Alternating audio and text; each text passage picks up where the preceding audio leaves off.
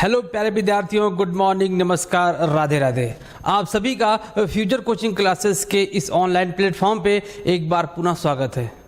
जैसा कि आज आपको प्रश्नों का महाकुंभ का सीरीज कंटिन्यू करते हुए हम आज आपके लिए सीरीज नंबर 6 लेके आए हैं। अभी तक हम लोगों ने 5 सीरीजों को देखा है, जिसमें बहुत ही अच्छे क्वेश्चन आपको किस एग्ज़ाम को टारगेट करके टीजीटी, पीजीटी और केबीएस और नेट के एग्ज़ाम को टारगेट किया गया है, उससे रिलेटेड आपको क्वेश्चन प्रोवाइड करवाए जा रहे हैं। तो आज का जो सेशन होने वाला है, आपके टीजीटी एग्ज़ाम 2021 का जो पेपर हुआ था आपका, उसमें जो क्वेश्चन आए थे उसको आज हम लोगों ने टारगेट किया है। उसमें से कुछ क्वेश्चन निकाले हैं। चलिए देखते हैं पहला क्वेश्चन क्या कह रहा है। पहला क्वेश्चन कह रहा है कि आर और यस साझेदार हैं जो 5:3 के रेशियो में लाभ और हानि बांटते हैं। 5:3 के रेशियो में क्या कर रहे हैं? लाभों और हानियों को बांट रहे हैं। टी को वह क्या कर रहे हैं? नए साझेदार में प्रवेश दे रहे हैं। और आर अपने हिस्से से कितना दे रहे हैं? 1/4 दे रहे हैं। और कह रहे हैं कि यस भी कितना दे रहे हैं? 2/5 दे रहे हैं। तो आर और यस का न्यू रेशियो क्या होगा? आर और यस का न्यू रेशियो क्या होगा, आपको ये निकालना है। ठीक है, तो देखते हैं हम न्यू रेशियो निकलेगा कैसे। सबसे पहले हम आर और एस का रेशियो लिख लेते हैं। कितना है? 5:3 का है। 5:3 का है। ये पहले से उनका रेशियो है। टी नए साझेदार के रूप में प्रवेश कर रहे हैं। कह रहे हैं कि टी को आर कितना दे रहे हैं? 1/4 दे रहे हैं। और यस कितना दे रहे हैं? 2/5। ये आर के द्वारा इनको दिया जा रहा है और यस के द्वारा दिया जा रहा है। अब हम ये देखेंगे कि आर के हिस्से में से कितना निकल रहा है। 1/4 दे रहे हैं, लेकिन एक्चुअल में कितना पोर्शन निकलना, ये निकालेंगे हम। देखेंगे 5:8 का इनका रेशियो है और कितना वो दे रहे हैं, इसमें से 1/4 दे रहे हैं। तो इसको सॉल्व कर लेंगे तो कितना हो जाएगा? 5 हो जाएगा और 8 चौक 32 हो जाएगा। ठीक है, अब देखिए यस कितना दे रहे हैं? यस दे रहे हैं अपने हिस्से में से कितना दे रहे हैं? 2/5 दे रहे हैं। तो इसको सॉल्व कर लेंगे तो 3 का मल्टीप्लाई 2 में कराएंगे तो 6 हो जाएगा। और इसका मल्टीप्लाई करेंगे तो 8×5 = 40 हो जाएगा। ये अब निकला कि आर के द्वारा इतना दिया जा रहा है और यस के द्वारा इतना दिया जा रहा है। ठीक है, अब हम न्यू रेशियो निकाल लेते हैं। न्यू रेशियो कैसे निकलता है देखिएगा। न्यू रेशियो बराबर new ratio equal to R बराबर कितना? आर का हिस्सा देखो कितना है? 5/8 माइनस कितना दे रहे हैं? ये इतना निकल रहा है इनके यहाँ से, माइनस हो जाएगा, क्योंकि ये जब देंगे तो उनके हिस्से में से क्या हो जाएगा? उतना माइनस हो जाएगा। तो 5/8 में से 5/32 क्या हो जाएगा? माइनस हो जाएगा। माइनस कैसे करेंगे? माइनस हम करेंगे, देखिए यहाँ से एक एलसीएम ले लेते हैं जिससे ये दोनों डिवाइड हो जाए, दोनों क्या हो जाएं? कट जाएं। हम 160 लेते हैं। 160 से क्या दोनों कट सकते हैं? बिल्कुल कट सकते हैं। 160 में 8 से भाग करेंगे तो कितनी बार जाएगा? 20 बार। और 20 का गुणा किस में कराएंगे? 5 में। तो 20×5 = 100 हो जाएगा। अब 160 में 32 का भाग कराएंगे तो कितनी बार जाएगा? 5×3 = 15, 5 बार जाएगा। तो 5 का गुणा किस में कराएंगे? 5 में। तो कितना हो जाएगा? अब 25 हो जाएगा। तो इसको माइनस कर देंगे। 100 में से 25 गया, 75/160 आ जाएगा। ये किसका? आर का। ठीक है, अब यस का देख लेते हैं। यस कितना दे रहे हैं? यस का रेशियो कितना है? 3:8 माइनस ये कितना दे रहे हैं? 6:40 दे रहे हैं। इसको सॉल्व कर लेंगे, करते हैं। इसका भी एलसीएम ले लेते हैं 160। अब कितनी बार जाएगा, सेम जाएगा कितनी बार, 20 बार, 20 तिहाई 60 हो जाएगा। ये कितनी बार जाएगा, 4 चौक 16, 4 बार गया। और इसका मल्टीप्लाई करते हैं कितने जाएगा, 6 चौके 24।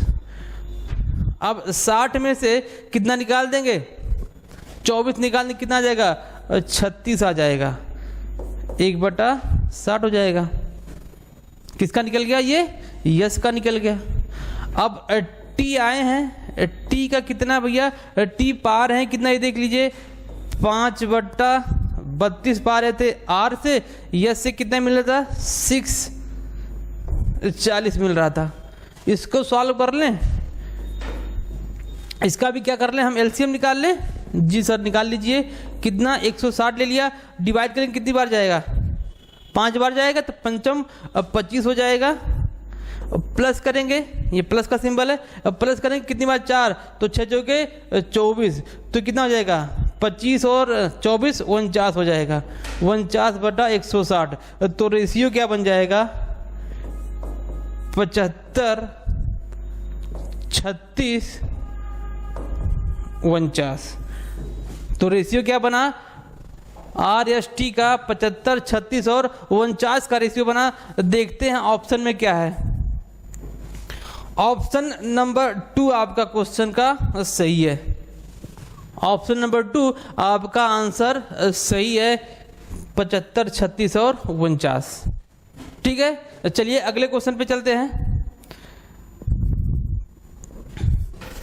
अगला क्वेश्चन देखो क्या कह रहा है कि अस्थाई संपत्तियों पर हरास, क्या है ये, हरास एक उदाहरण है।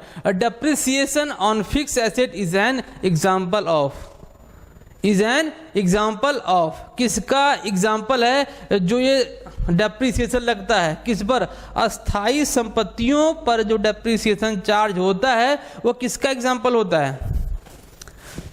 संपत्तियों पर डेप्रिसिएशन लगता क्यों है, वो यूज होता रहता बराबर। और यूज कब होगा, जब फैक्ट्री में उद्योगों में काम होगा तब वो यूज होगा।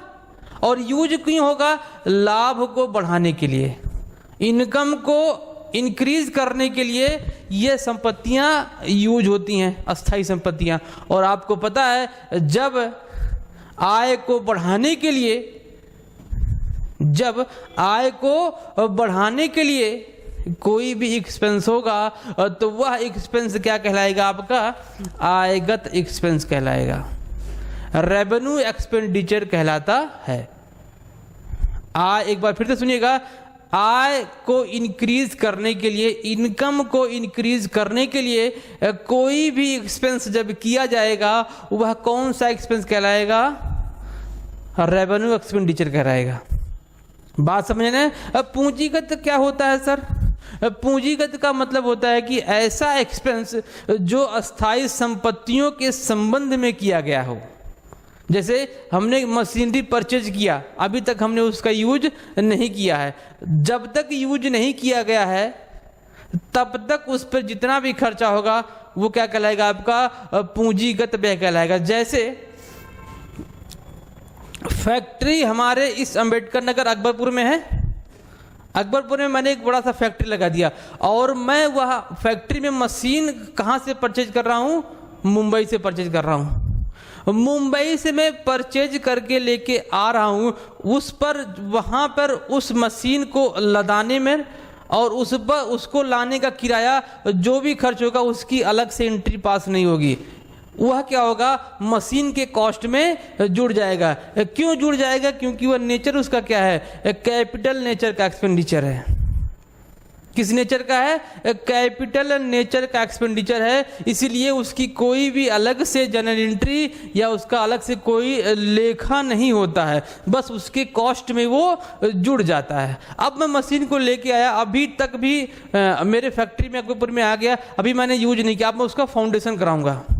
मशीन को अनलोडिंग कराया, उसका फाउंडेशन कराया, फाउंडेशन तक जितने भी खर्चे आएंगे वो क्या कहलाएगा, आपका पूंजीगत। अब मशीन यूज होना शुरू हो गया, मशीन यूज होना शुरू हो गया, अब उस पे जो रिपेयरमेंट का खर्चा आएगा और उस पे अब जो डेप्रिसिएशन चार्ज होगा वो क्या कहलाएगा? आपका आयगत कहलाएगा। बात समझ में आएगी ना? दूसरा कह रहा है कि स्थगित आयगत पे ऐसा व्यय जो अभी प्रेजेंट में खर्चा किया गया है लेकिन उसका जो प्रॉफिट हम अगले कई वर्षों तक लेने वाले हैं उसको क्या बोलते हैं? डिफर्ड रेवेन्यू एक्सपेंडिचर बोलते हैं। जैसे एडवर्टाइजमेंट पे जो खर्चा किया जाता है बड़े अमाउंट में, उसका हम तुरंत तो लाभ नहीं लेते हैं लेकिन आने वाले कई वर्षों तक हमको उसका प्रॉफिट मिलता रहता है। तो ऐसा एक्सपेंडिचर क्या कहलाएगा? आपका स्थगित आयगत व्यय कहलाएगा और डिफर्ड रेवेन्यू कहलाएगा। कंफर्म ना? तो चलिए आगे चलते हैं। तो इसका आंसर आपका सही होने वाला है 2। क्यों? क्योंकि डेप्रिसिएशन जो चार्ज हो रहा है किस पर? ऑन द फिक्स एसेट, वो आपका अस्थाई खर्चा है। सॉरी, वो क्या है? आपका आय को इंक्रीज करने के लिए किया गया है, इसलिए वो क्या कहलाएगा? आपका आयगत व्यय कहलाएगा। ठीक है, चलिए अगले क्वेश्चन पे चलते हैं। एक फर्म के समापन पर न लिखी गई संपत्तियां वसूल की गई राशि को दिखाया जाता है। अब कह रहा है कि एक फर्म का विघटन हो रहा है, समापन हो रहा है। अब कह रहा है कि वह संपत्ति जो अकाउंट में नहीं लिखी गई है ना, जो उसका लेखा अकाउंट है, बुक्स है, उस बुक्स में उस एसेट को नहीं लिखा गया है वो, लेकिन क्या हुआ है? उसकी वसूली की गई है at the time of dissolution. उस समय जब फर्म क्या हो रही है? विघटित हो रही है, समाप्त हो रही है, तो उस समय उसकी वैल्यू हमने वसूल कर लिया है। अब ये पूछ रहा है कि उसको कहाँ दिखाएं? पूछ रहा है कि उसको कहाँ पर दिखाएं। ठीक है, क्वेश्चन समझ में आ गया ना? क्वेश्चन में हमसे पूछ रहा है कि उस राशि को कहाँ दिखाना है। दोनों कंडीशन में, अगर राशि वसूल नहीं हुई है तब भी वसूली खाते में जाएगा, वसूल हो गया है तब भी वसूली खाते में जाएगा। क्योंकि विघटन के समय पर वसूली खाते के डेबिट पक्ष में जितनी भी संपत्तियां होती है उसको दिखा दी जाती है, और जब उसका वसूल किया जाता है मतलब बेचा जाता है और पैसा उससे प्राप्त करते हैं तो वसूली खाते के मतलब रियलाइजेशन अकाउंट के क्रेडिट पक्ष में जाता है। बात समझे ना?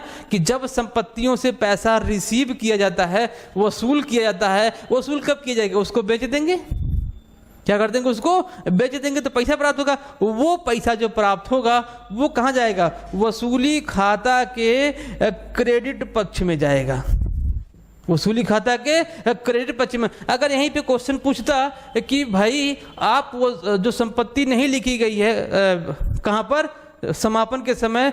अब समापन के समय वो जान पड़ी है, हमको मालूम हुआ है कि संपत्ति ये है जो लिखी नहीं गई थी। अब इसको कहाँ पर लिखेंगे? कहाँ पर लिखेंगे? वसूली खाता के डेबिट पक्ष में लिखेंगे। बात समझे ना? चलिए अगले क्वेश्चन पे चलते हैं। तो इसका आंसर कौन सा होने वाला है? दूसरा, वसूली खाता के क्रेडिट पक्ष में दिखाएंगे। ठीक है, चलिए आगे चलते हैं। आगे क्या कर रहा है कि अंकेक्षण और एश्योरेंस प्रमाण, ऑडिटिंग एंड एश्योरेंस स्टैंडर्ड 2 किसके लिए बनाया गया है? और ये बनाता कौन? सबसे पहले बात देखिएगा, ये बनाता है कौन? अपना ICAI, the institute of chartered accountant of India. ये आपका ऑडिट का जो स्टैंडर्ड 2 है उसने बनाया हुआ है। अब ये पूछ रहा है कि ये किसके लिए होता है? AAS 2 किसके लिए होता है? ये होता है आपके वित्तीय विवरणों के अंकेक्षण के उद्देश्यों एवं क्षेत्रों को निर्धारित करता है। जो वित्तीय विवरण तैयार किया गया, फाइनेंशियल स्टेटमेंट तैयार किया गया है, उसका क्या उद्देश्य है, उसका क्या कार्य क्षेत्र है, ये स्टैंडर्ड बताता है आपको। कंफर्म? ठीक है, तो अंकेक्षण एवं एश्योरेंस प्रमाण जो 2 है वो आपको बताता है कि जो फाइनेंशियल स्टेटमेंट बनाया गया है उसका पर्पस क्या है और उसका क्राइटेरिया क्या है, कार्य क्षेत्र कितना है। ठीक है, तो आंसर आपका कौन सा हो जाएगा? आंसर 4 हो जाएगा। ठीक है, चलिए अगले क्वेश्चन पे चलते हैं। अगला क्वेश्चन देखिए क्या कह रहा है। क्वेश्चन नंबर 112 करें, किराया क्रय पद्धति के अंतर्गत क्रेता और विक्रेता के मध्य, किराया क्रय पद्धति के अंतर्गत क्रेता और विक्रेता के मध्य संबंध होता है, करें under the hire purchase system. Under the hire purchase system the relation between buyer and seller.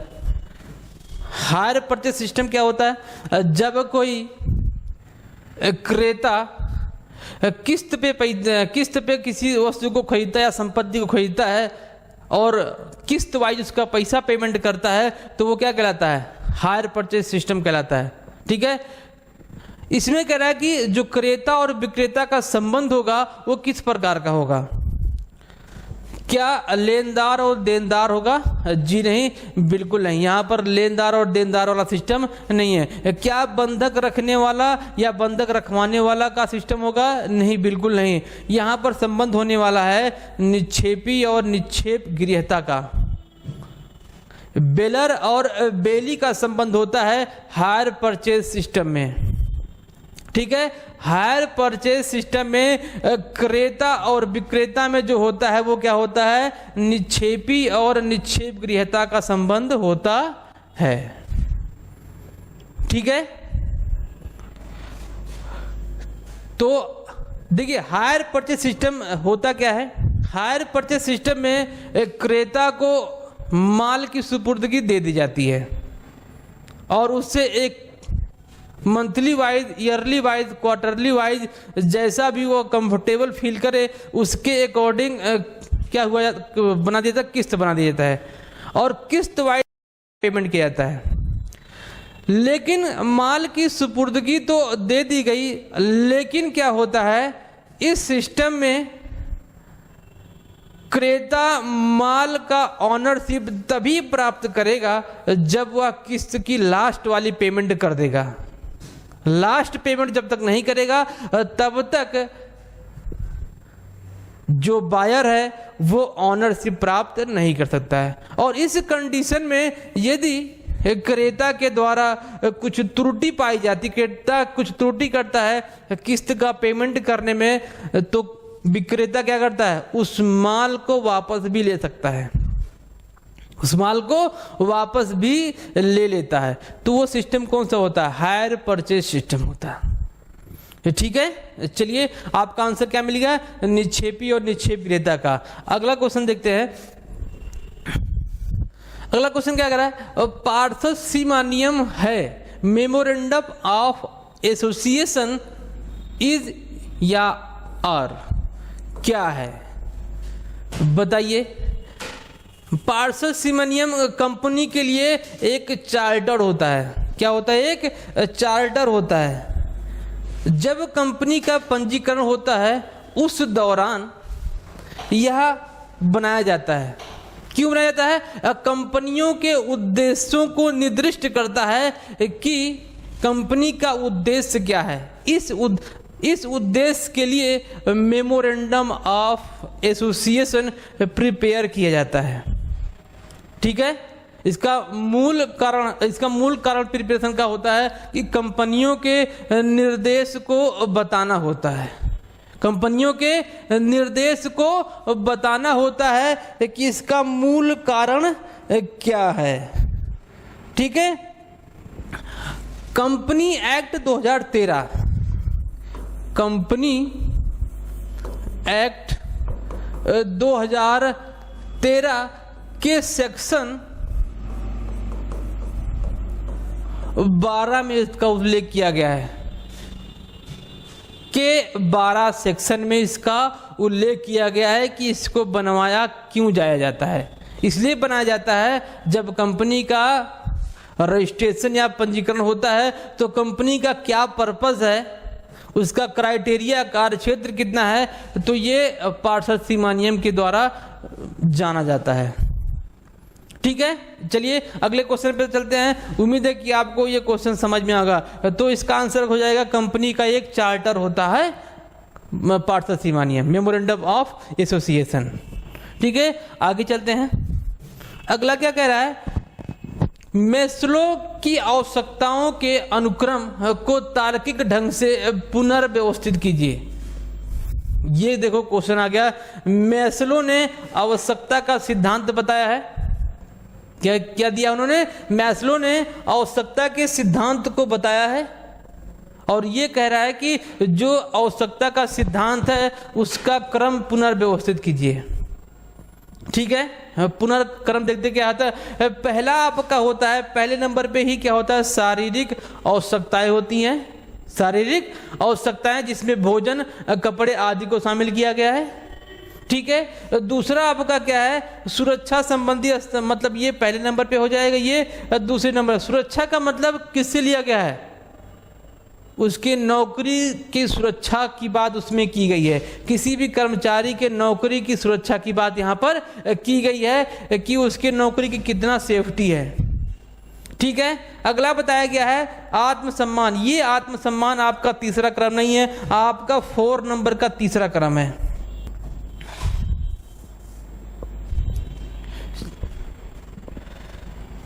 अब चौथा कह रहा है कि सामाजिक आवश्यकताएं। सामाजिक आवश्यकताएं ही क्या है, आपका तीसरा क्रम है।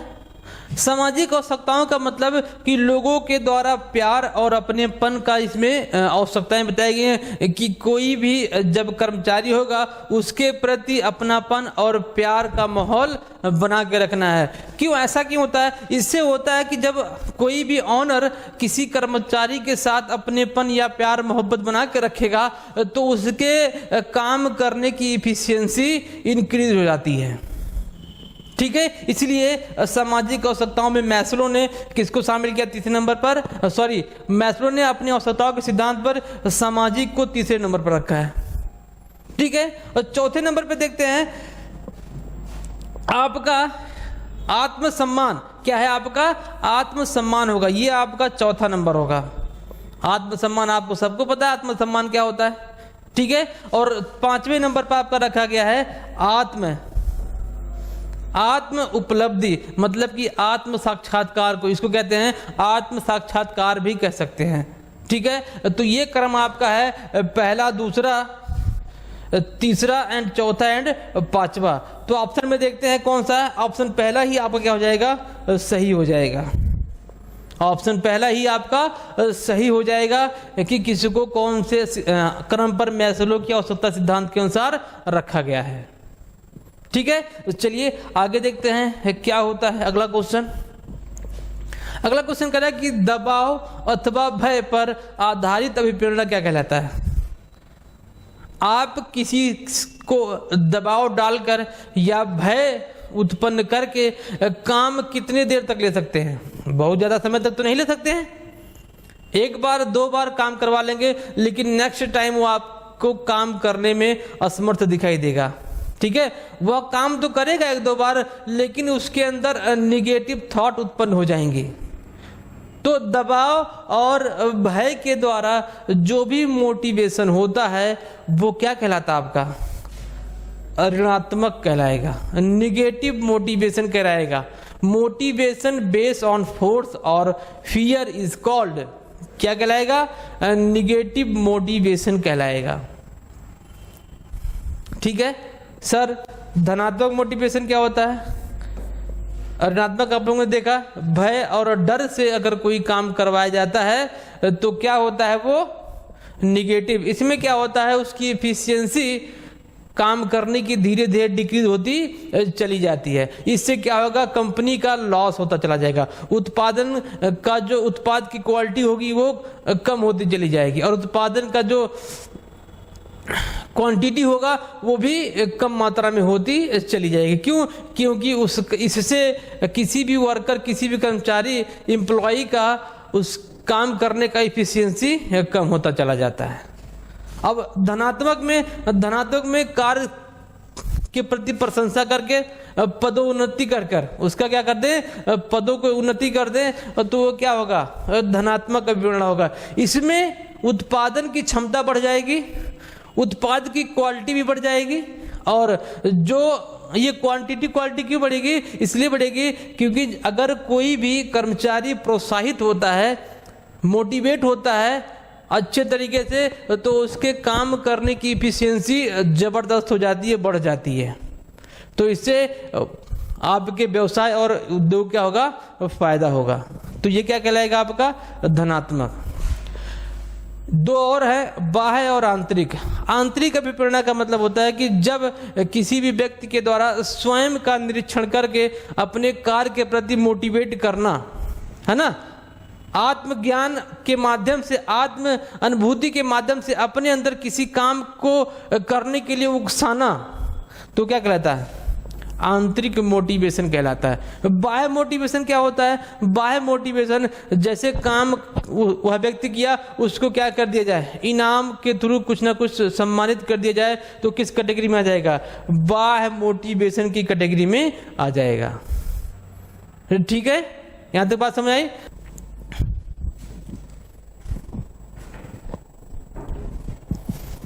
अगला क्वेश्चन कह रहा है कि विश्व जनसंख्या में भारत का स्थान कौन सा है। विश्व की जनसंख्या में भारत का कौन सा स्थान है। अगर इस क्वेश्चन को करने से पहले अगर आप हमारे चैनल पर नए हैं तो चैनल को सब्सक्राइब कर लीजिए, और वीडियो अगर पसंद आ रही है तो लाइक भी कर लीजिए। ठीक है, चलिए अगला क्वेश्चन देखते हैं। विश्व जनसंख्या में भारत का स्थान कौन सा है। सबको पता है भारत दूसरे स्थान पर है। कौन से स्थान पर है, दूसरे स्थान पर है। पहले पे कौन है, पहले पे आपका चाइना है, हमारा पड़ोसी देश चाइना पहले स्थान पर है। लेकिन जिस स्पीड से हमारे भारत की जनसंख्या बढ़ रही है, वो हम चाइना को भी बहुत जल्दी पीछे छोड़ सकते हैं। ठीक है, विश्व की जनसंख्या का लगभग 18% भारत की जनसंख्या है। लगभग 18% भारत की जनसंख्या है, ओवरऑल वर्ल्ड का जनसंख्या अगर हम उसमें कंपेयर करें तो। और ये कौन से नंबर का है, दूसरे नंबर का। ठीक है, तो भारत किस स्थान पर है, दूसरे स्थान पर है। अगला क्वेश्चन देखते हैं, रेपो रेट से तात्पर्य क्या होता है। रेपो रेट क्या होता है, आरआर और ट्रिपल आर, दो रेट होते हैं। रेट तो बहुत होते हैं, ये बनाया क्यों जाता है, साख को नियंत्रण करने के लिए आरबीआई के द्वारा ये रेट बनाया गया है। Repo rate, reverse repo rate, marginal standing facility, CRR, SLR, ये सब रेट है। आपसे क्वेश्चन पूछ रहा है रेपो रेट। रेपो रेट का प्रेजेंट में रेट कितना है, 6.5%। हम दो बातों पर चर्चा करेंगे, रेपो रेट और reverse repo rate. Reverse repo rate क्या होता है, ये प्रेजेंट में 3.35% है। ठीक है, रेपो रेट 6.5% है और रिवर्स रेपो रेट कितना है, 3.35% है रिवर्स रेपो रेट। होता क्या है, रेपो रेट का मतलब होता है जब आरबीआई के द्वारा उसके व्यापारिक बैंकों को लोन दिया जाता है, उसके व्यापारिक बैंकों को लोन दिया जाता है। उस लोन के बदले में आरबीआई के द्वारा व्यापारिक बैंकों से जो एक्स्ट्रा चार्ज करता है इंटरेस्ट के रूप में, वो क्या कहलाता है, आपका रेपो रेट कहलाता है। अब रिवर्स रेपो रेट का जस्ट इसी का उल्टा, अब वहां पर रेपो रेट में व्यापारिक बैंक लोन ले रहा था, अब यहां पर व्यापारिक बैंक से आरबीआई लोन लेगा, पैसा लेगा। तो उस कंडीशन में जो इंटरेस्ट का भुगतान होगा वो क्या कहलाएगा, रिवर्स रेपो रेट कहलाएगा। ठीक है, तो इसमें देखिएगा क्या कह रहा है कि वह दर जिस पर व्यापारिक बैंक भारतीय रिजर्व बैंक से उधार लेते हैं। पहला ही ऑप्शन क्या हो गया आपका, सही हो गया। पहला ही ऑप्शन क्या हो गया आपका, सही हो गया। वह दर जिस पर व्यापारिक बैंक भारतीय रिजर्व बैंक से उधार लेते हैं, वो किस रेट पर लेता है, रेपो रेट पर। किस रेट पर, रेपो रेट पर। अगर बात करें वह दर जिस पर व्यापारिक बैंक आरबीआई बैंक को उधार देता है, तो इस पे बात की जाएगी तो इसका क्या हो जाएगा, ट्रिपल आर हो जाएगा। रिवर्स रेपो रेट की दर पर बैंक व्यापारिक बैंक आरबीआई को उधार देता है। ठीक है, ये क्वेश्चन आपका रेपो रेट का था। अगले क्वेश्चन पे चलते हैं। देखिए अगला क्वेश्चन क्या कह रहा है, खाता बही एक पुस्तक है, ledger is a book of. Ledger कौन सी बुक है? देखिएगा लेजर आपका क्या है, ये फाइनल एंट्री होती है। क्या होती है ये? लेजर आपकी फाइनल एंट्री होती है और इसमें कुछ ज़्यादा देखने की ज़रूरत नहीं है। बस आप इतना याद कर लीजिए कि लेजर जो है आपका कौन सा एंट्री है, अंतिम एंट्री है और फाइनल एंट्री है। ठीक है, अगले क्वेश्चन पे चलते हैं। माल्थस के अनुसार किस देश की जनसंख्या में वृद्धि होती है? देखिए इस माल्थस ने इसमें दो सिद्धांत बताए, दो नियम बताए हैं। एक खाद्य के बारे में बताया, एक जनसंख्या के बारे में बताया। जनसंख्या जो रेट है, जनसंख्या वृद्धि का जो रेट है वो किसके अनुसार बढ़ रही है? ज्यामिति के अनुसार। किसके अनुसार? माल्थस के अनुसार। तो जनसंख्या का ये हो जाएगा आंसर आपका। कौन सा हो जाएगा? तीसरा, ज्यामितीय रूप के अनुसार जनसंख्या का जो ग्रोथ है वो बढ़ रहा है। लेकिन वही खाद्य की बात करें तो वो किस पे अंक गणितीय पर। माल्थस के सिद्धांत, माल्थस ने बताया कि मनुष्य अपने जीवन के अंत तक अपने खाने की व्यवस्था करने में असमर्थ होगा। क्यों? क्योंकि जनसंख्या जो बढ़ रही है ज्यामिति से बढ़ रही है और उत्पादन का जो खाद्य पदार्थ है वो किससे बढ़ रहा है? अंकगणितीय। तो ज्यामिति से ज्यादा ग्रोथ होता है, ज्यादा बढ़ेगा। ज्यामिति से क्या होगा, जो रेट होगा वो बहुत हाई होगा और इसमें कम होता है। इसीलिए माल्थस ने कहा कि मनुष्य अपनी भोजन की व्यवस्था करने में असमर्थ होगा आने वाले टाइम में। लेकिन इसमें कुछ अर्थशास्त्रियों ने इसका क्या किया है? खंडन किया है, इसकी आलोचना की है। उन्होंने वह बता रहे, और अर्थशास्त्री बता रहे हैं कि जिस रेट से जनसंख्या बढ़ रही है उसी रेट से तकनीकियों के माध्यम से क्या हो रहा है, खाद्य पदार्थ भी ग्रोथ हो रहे हैं, खाद्य पदार्थों का भी ग्रोथ हो रहा है। तो मनुष्य अपने खाने की व्यवस्था जितनी जनसंख्या बढ़ेगी उसके अकॉर्डिंग मैनेज कर लेगा। माल्थस ने बताया था कि मैनेज नहीं कर पाएंगे, लेकिन कुछ अर्थशास्त्रियों ने उसकी आलोचना की और कहा कि उसके अकॉर्डिंग वो मैनेज कर लेंगे। तो इसका आंसर क्या हो जाएगा? ज्यामितीय रूप से इसकी वृद्धि हो रही है। ठीक है, अगला देखते हैं। अगला क्वेश्चन, एक अस्थाई संपत्ति का सकल पुस्तक मूल्य ग्रॉस बुक वैल्यू होता है उसकी या उसका। देखिए जो ग्रॉस वैल्यू होता है सॉरी,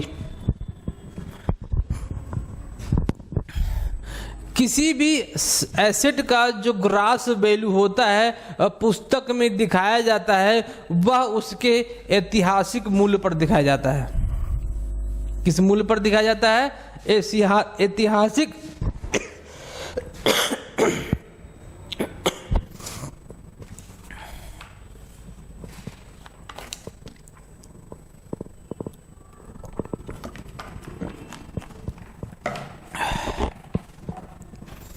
उसके ऐतिहासिक मूल्य पर दिखाया जाता है। सकल की बात करें तो जब उसके पुस्तकीय मूल्य को दिखा दिया गया पुस्तकों में, धीरे धीरे जब उसमें डेप्रिसिएशन चार्ज हो जाता है, डेप्रिसिएशन जब उस पर लगा दिया जाता है तो उस वैल्यू को शुद्ध बही मूल्य कहा जाता है।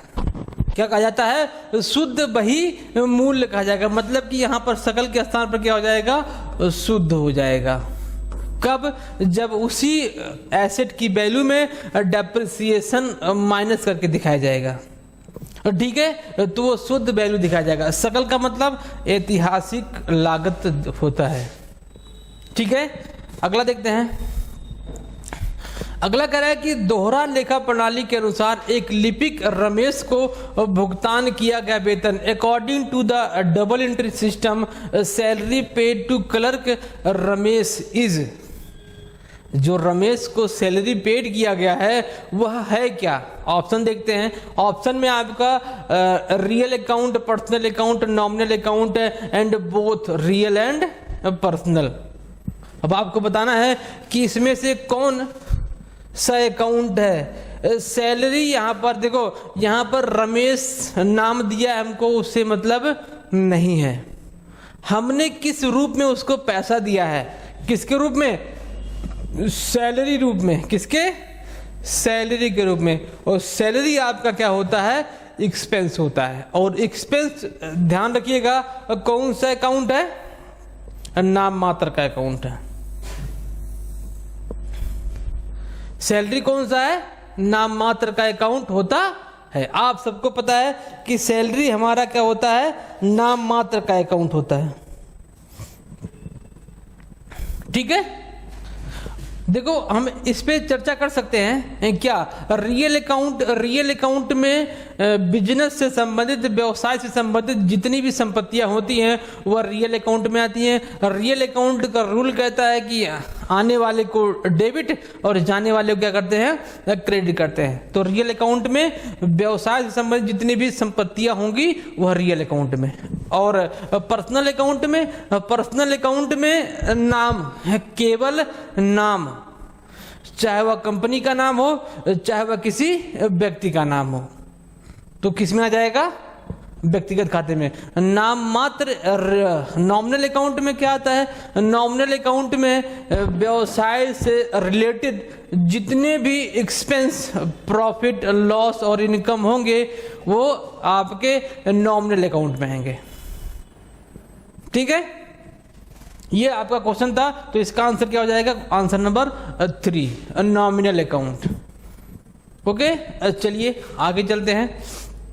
आगे कह रहा है कि ड्राइंग खाता, आहरण खाता कौन सा अकाउंट है? आहरण खाता अकाउंट जानने से इसका थोड़ा सा कंसेप्ट देखते हैं।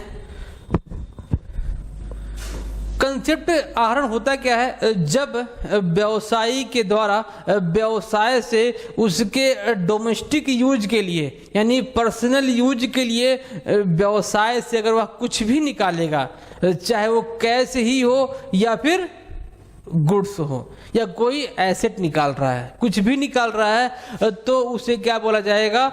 आहरण बोला जाएगा।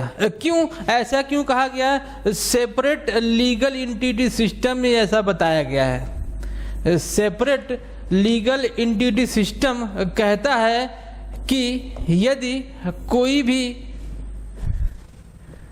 व्यवसायी अपने व्यवसाय से पर्सनल डोमेस्टिक यूज के लिए कुछ निकालेगा तो वो आहरण होगा। और आहरण की वैल्यू यानी ड्राइंग की वैल्यू उसके कैपिटल में से ले ली जाएगी, घटा दी जाएगी, है ना। उसके कैपिटल की वैल्यू जितना कैपिटल लगाया रहेगा उस कैपिटल में से व्यवसाय क्या करेगा? उतना काट लेगा। जो व्यवसाय किसमें से काट रहा है? कैपिटल में से काट रहा है ना। कैपिटल क्या होता है? उसका पूंजी होता जो लगाया है। यदि उसमें से पैसा कटेगा, किसमें से?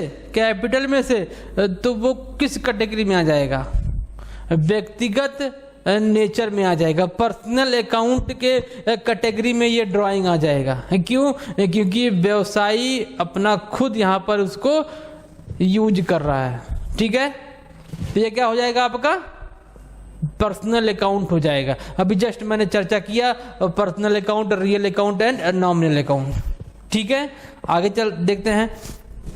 अगला क्वेश्चन कह रहा है कि निम्नलिखित में से कौन सा लेन देन का एक मूल साक्ष्य है? कह रहा है कि which of the following is a basic evidence of a transaction. जो ट्रांजैक्शन हुआ है निम्न में से कौन उसका एक एविडेंस है? देखते हैं। जनरल प्रविष्टि, जी नहीं, जनरल प्रविष्टि कोई एविडेंस नहीं होता है। यह एक अकाउंटिंग का एक तरीका है बस रिकॉर्डिंग करने का, ये कोई एविडेंस नहीं है। रोकड़ पुस्तक, जी नहीं, बिल्कुल नहीं, ये भी क्या है? कोई एविडेंस नहीं है।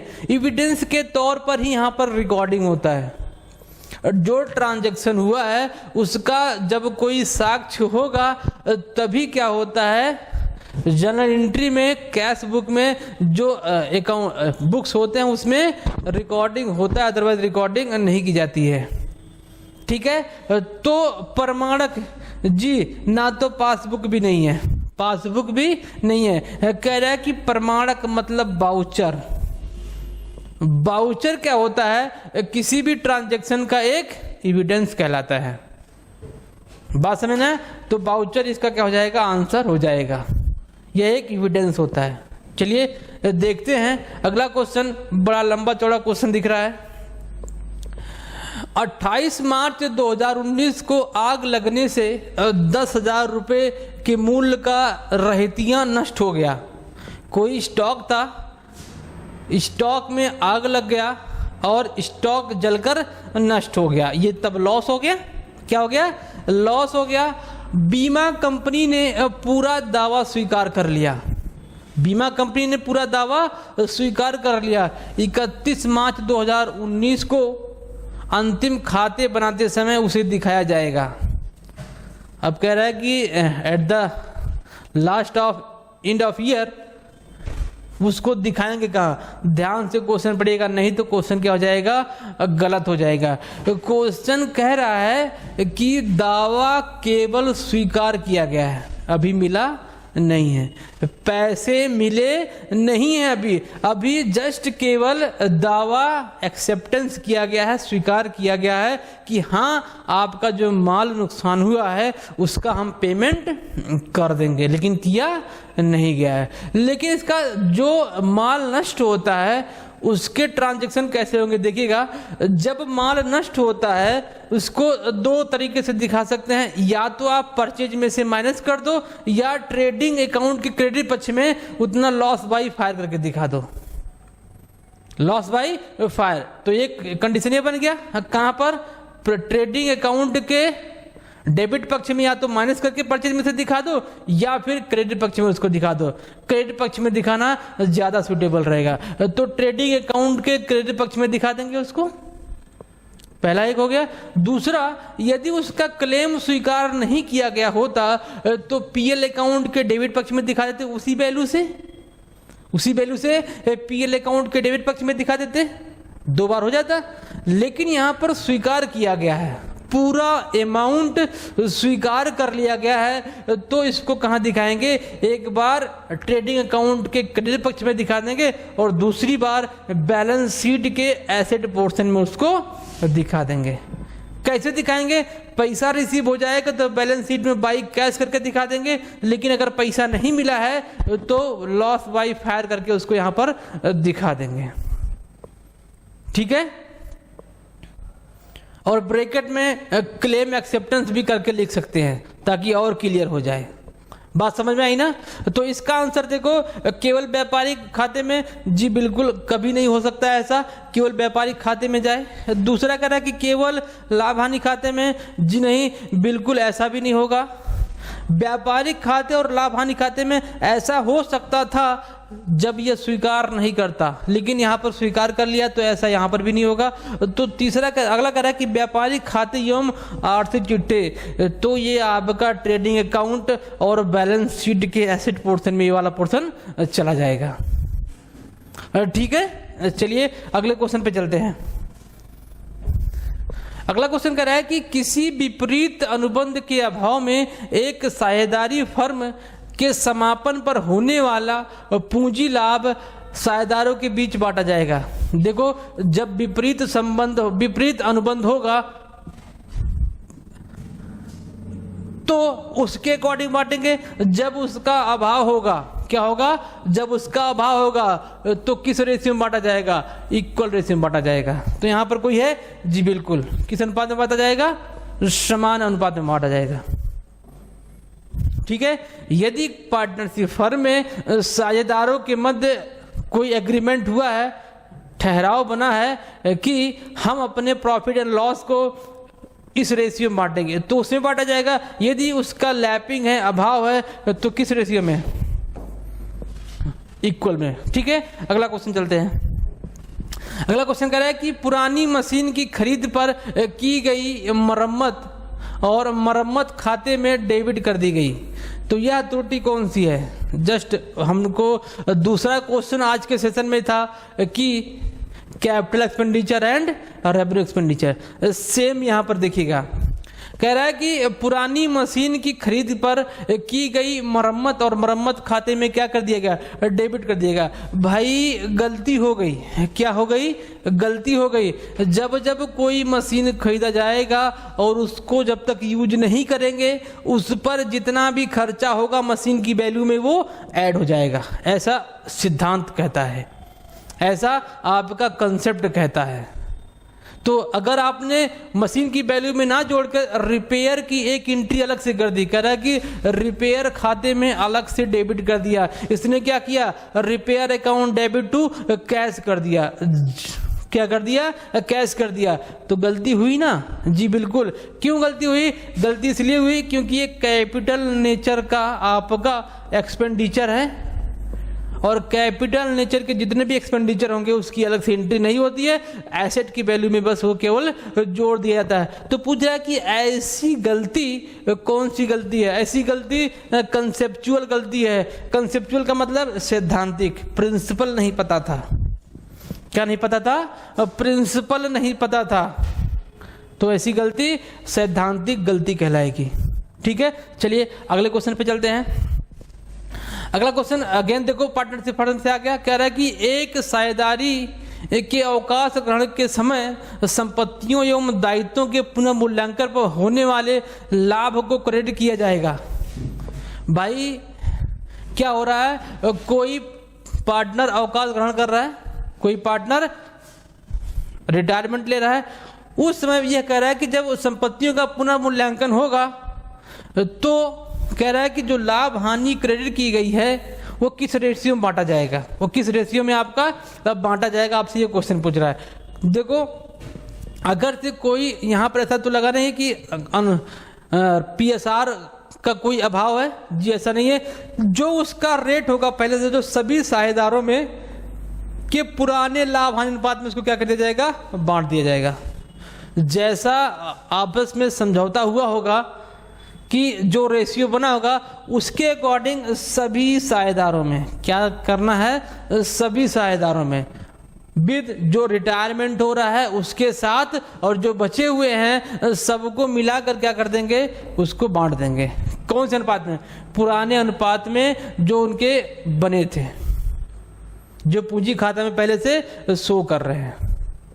ठीक है, अगर से यहीं पर PSR का जो एग्रीमेंट था वो अभाव होता, उसमें लैपिंग होता, तो किस रेशियो में? इक्वल रेशियो में। ठीक है, चलिए आज का लास्ट क्वेश्चन देखते हैं। आज का लास्ट क्वेश्चन देखते हैं कि निम्नलिखित में से कौन सी किराया क्रय पद्धति की विशेषता नहीं है? ध्यान से देखिएगा क्या कह रहा है। किराया क्रय पद्धति की विशेषता नहीं है। हायर परचेज सिस्टम की कौन सी इसमें कैरेक्टर है जो उसमें मैच नहीं करता है? देखिएगा पहला कह रहा है कि मूल्य का भुगतान किस्तों में होता है। जी अभी जस्ट मैंने बताया था। हायर परचेज में जो वैल्यू होती है उसकी पेमेंट किस्तों में होती है। माल का कब्जा तुरंत सौंप दिया जाता है। जी बिल्कुल, जो गुड्स होता है उसको तुरंत ट्रांसफर कर दिया जाता है। और कह रहा है कि चूक होने पर विक्रेता द्वारा माल वापस ले लिया जाएगा। जी यहाँ पर भी बिल्कुल सही है। यदि क्रेता के द्वारा कोई चूक होता है इंस्टॉल पेमेंट करने में तो क्या होगा? वह माल वापस ले लेगा। कौन? विक्रेता। कह रहा है कि स्वामित्व का हस्तांतरण तुरंत हो जाता है। ये सरासर गलत है। क्या ये सरासर गलत है? ऐसा कुछ भी नहीं है। स्वामित्व का हस्तांतरण तभी होगा, ऑनरशिप का ट्रांसफर तभी होगा जब वह लास्ट पेमेंट कर देगा। किसकी लास्ट पेमेंट जब तक नहीं करेगा तब तक ऑनरशिप ट्रांसफर नहीं होगा। ठीक है, तो